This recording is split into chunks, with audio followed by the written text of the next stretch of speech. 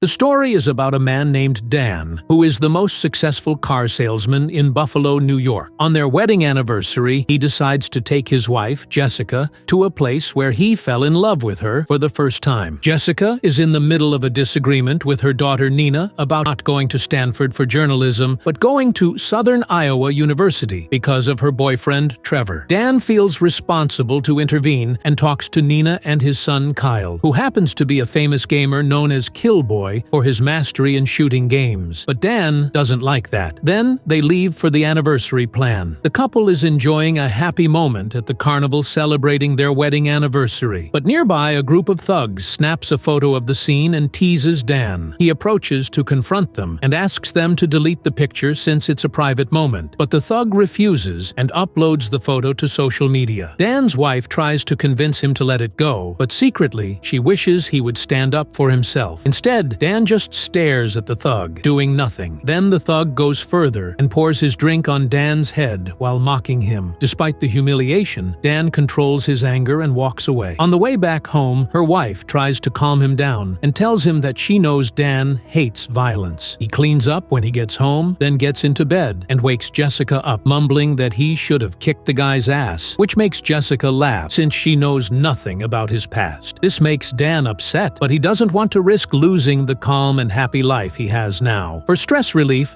Jessica practices boxing the next day. As a mom and physiotherapist, she has to deal with a lot of problems. She hits a woman named Gwen by mistake while boxing. Jessica says she's sorry and that she's struggling with family situations, like her husband is a homeboy and never takes them on vacation, and talks to Gwen about her children. While leaving, Gwen gives Jessica her card and says she can help her plan a trip because she is a travel agent. At the same time, Dan and Max are shopping at the food store. He notices a man and keeps an eye on him. After a few seconds, the stranger strikes him. Dan fights back right away, but the wicked guy won't give up. He doesn't even let Dan fight without Max in front of him. They engage in a heavy, skillful fight and encounter each other between sections. Finally, Dan manages to take down the thug that shocks everyone around him and then goes home. When Dan gets home, he opens a secret compartment that is full of guns, old papers, and lots of cash. Fearing for his family's safety, he contacts his former colleague Augie for assistance in creating new identities for them. Dan says he will pay $500,000 for new IDs, and they will meet in 3 days in Las Vegas. Dan decides to quickly collect his family and leave the town. He goes to Nina's school first to try to find her in the editor's office of the magazine, but she's not there. Someone in the class tells him that Nina quit her job 3 months ago and is now hanging out with her friends at the stadium. Dan finds her. Kyle is in his friend's garage, playing video games. Dan tells Kyle to get in the car. Dan goes to pick up Jessica from work at the hospital. He tells her that they are taking a trip to Las Vegas, which is exactly what she had been wanting. He convinces them, and they begin the most dangerous journey. As he's driving, a black van starts to follow them. He accelerates to avoid it while keeping it a secret. He drives to the showroom where he works, checks the car, and finds a tracking device under it. Dan hides the gadget in a car that his co-worker is about to test. When things calm down, Dan and his family continue their trip to Las Vegas. On the way, when he notices his family is on social media posting photos, he gets their phone and throws them out, leaving his family shocked and angry. McCaffrey and 3 of his accomplices are looking for Dan's relatives at his residence, but it's quite challenging because they cannot find any credit card records, and Dan's family has not shared anything on social media since he threw away the phones. McCaffrey thinks Dan hasn't told the truth, so he tells his men to keep looking for Dan's family. Meanwhile, Dan continues driving the whole night instead of staying in a hotel. His family is sleeping in the car while Max is awake. At this point, Dan realizes 3 motorcyclists are following them. Soon enough, 3 motorcyclists working for McCaffrey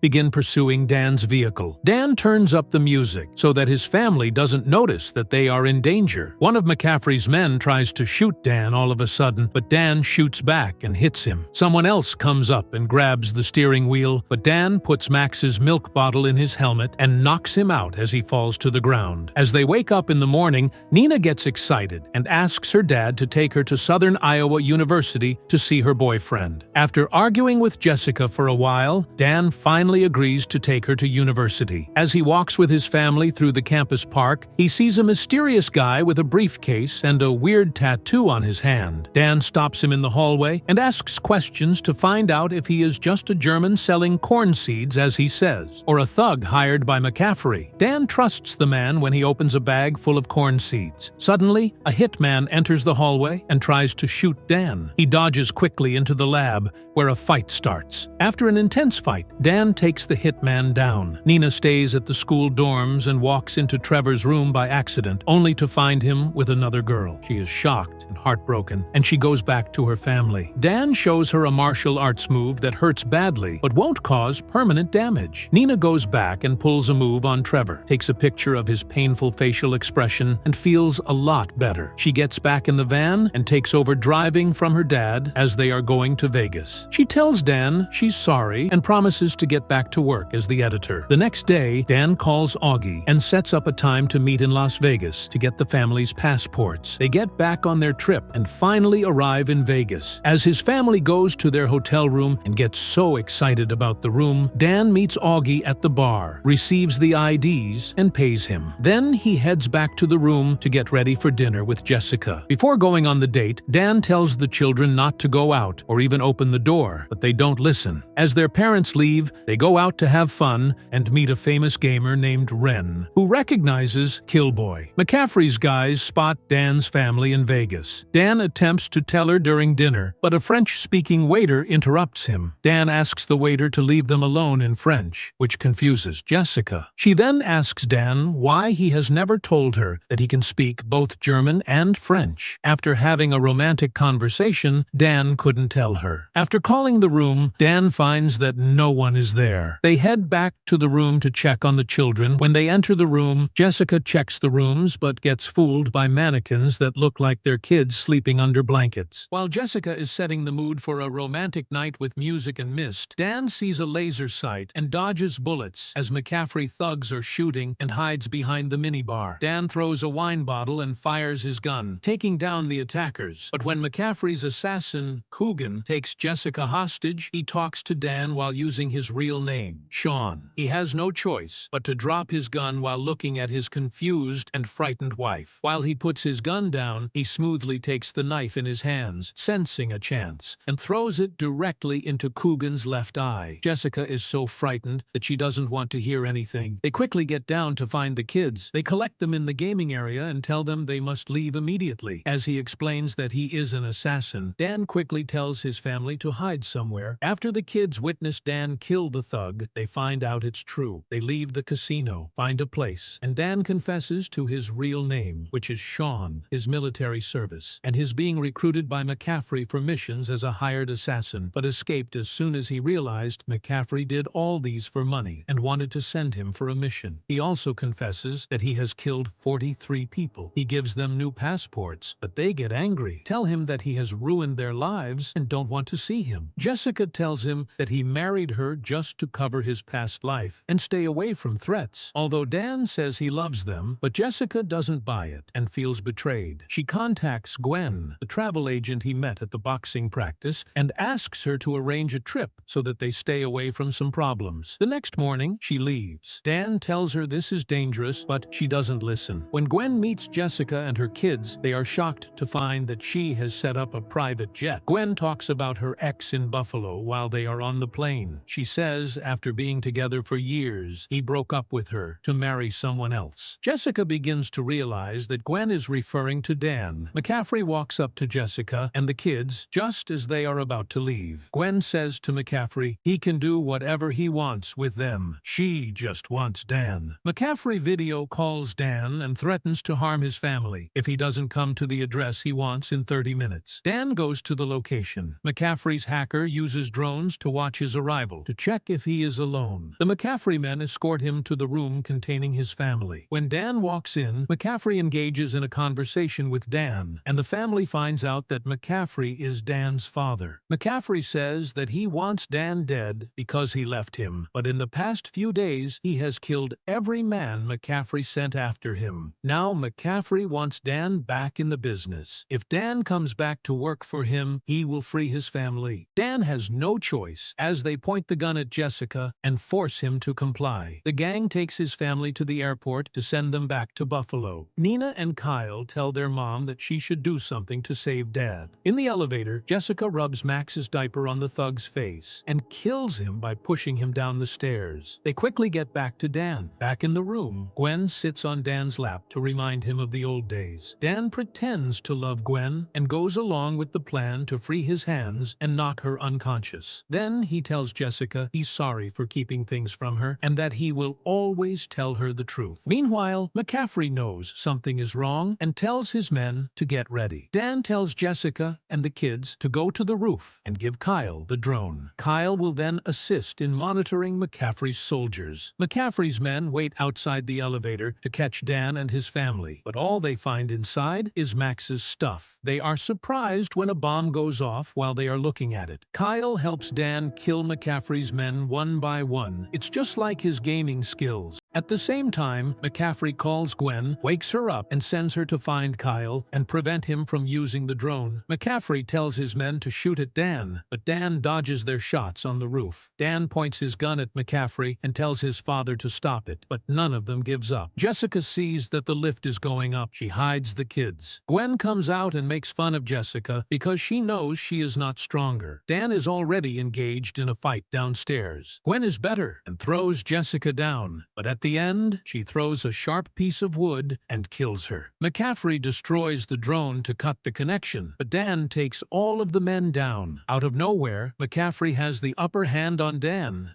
and could shoot him, but he rambles about how his family has made him weak. Finally, Dan finds a chance to attack. The cops show up and bring the family back together. McCaffrey is sent to prison for the endless crimes he has committed. The movie ends as the family gets back together in a monstrous vehicle and goes on a trip.